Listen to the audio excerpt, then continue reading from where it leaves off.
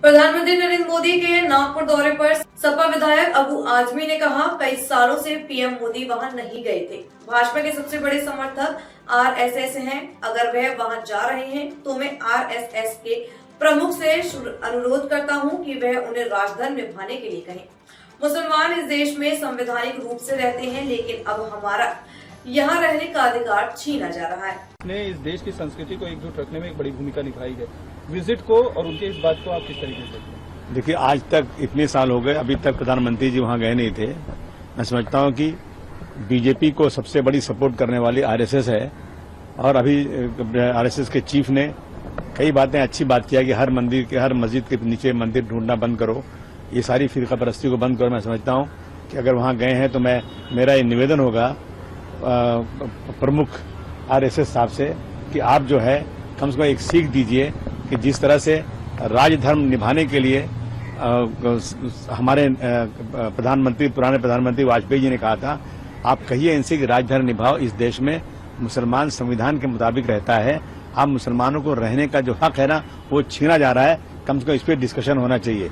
आज मस्जिद के बाहर नमाज नहीं पढ़ी जा सकती है, लेकिन सड़क के ऊपर सारे त्योहार मनाए जा सकते हैं। मैं किसी की निंदा नहीं करना चाहता हूं, मैं कोई निशानदेही नहीं करना चाहता हूं, परंतु अगर आप गिनेंगे तो कितने सारे त्योहार सड़क पर जो कावड़िए सब जाते हैं पानी लेकर के, कितने दिन सड़कें बंद रहती हैं। मुंबई में गणपति पे बाईकल्ला से लेकर लाल बाग तक सड़कें बंद रहती हैं। हमने कभी ऑब्जेक्शन नहीं लिया। हम समझते कि हमारे भाइयों का त्योहार है तो ऑब्जेक्शन लेने की जरूरत नहीं, लेकिन हमारे त्योहार पर जब मस्जिदें छोटी पड़ जाती हैं तो मजबूरन आदमी जो है 5 मिनट 10 मिनट के लिए सड़क पर कहीं कोई गली में कहीं नमाज पढ़ता है, जिससे मैं समझता हूं लोकल किसी को कोई प्रॉब्लम नहीं है। सिर्फ राजनीति करने वाले नफरत फैला करके ना, ये सब जो है ना, और जो है ये पोलराइजेशन करने के लिए, मेजॉरिटी को खुश करने के लिए ये जो नफरत फैला रहे हैं, मैं समझता हूं इसका अंजाम बहुत भयानक होगा। इस पे कहीं न कहीं मैं गए हैं तो कुछ सीख लेकर के वहां से प्रधानमंत्री जी को आना चाहिए। मटन की जो दुकानें हैं या जो नॉनवेज की दुकानें हैं सर, नवरात्र भर में खासतौर पर जो मंदिर हैं उनके 200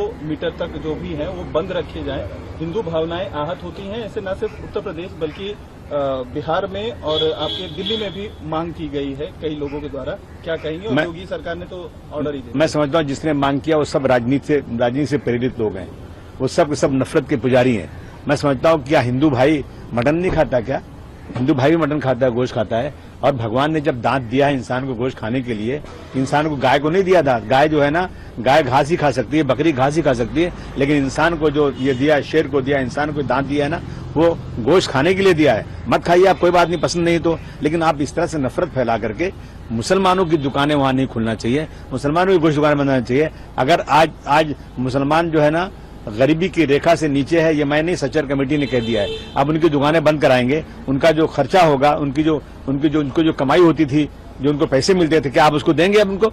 ये सारी की सारी चीजें ए से लेकर जेड तक ये पूरी कोशिश की जा रही है कि रोजाना कोई न कोई रिसर्च की जाए और मुसलमानों के खिलाफ कोई वावला खड़ा किया जाए। ये हो रहा है। मैं समझता हूँ ये देश के लिए बिल्कुल बहुत ही भयानक चीज है। हम देश में हिंदू, मुस्लिम, सिख, ईसाई, पारसी एक साथ रह के हमेशा काम किया है, हर त्योहार पे मिलजुल के काम किए हैं, लेकिन अभी जो लोग बैठे हैं ना, ये लोग गड़े मुर्दे उखाड़ करके अननेसेसरी जबरदस्ती का सिर्फ और सिर्फ नफरत पैदा करना चाहते हैं। और जब एक मंत्री ही नफरत की बात करेगा, जब चीफ मिनिस्टर और डिप्टी चीफ मिनिस्टर इस तरह की बातें करेंगे कि भाई नारायण की जो है नीतीश राणे क्यों नहीं बोलेंगे? नीतीश जब देश में कुछ लोग उसके खिलाफ बोल, मैं समझता हूं कि मुसलमानों ने कभी भी किसी धर्म के खिलाफ आज तक नहीं बोला। नीतीश राणे कहते हैं हमारी गणपति, हमारे जो त्योहारों में मुसलमान रोना अटकाते हैं, कभी नहीं अटकाते हैं।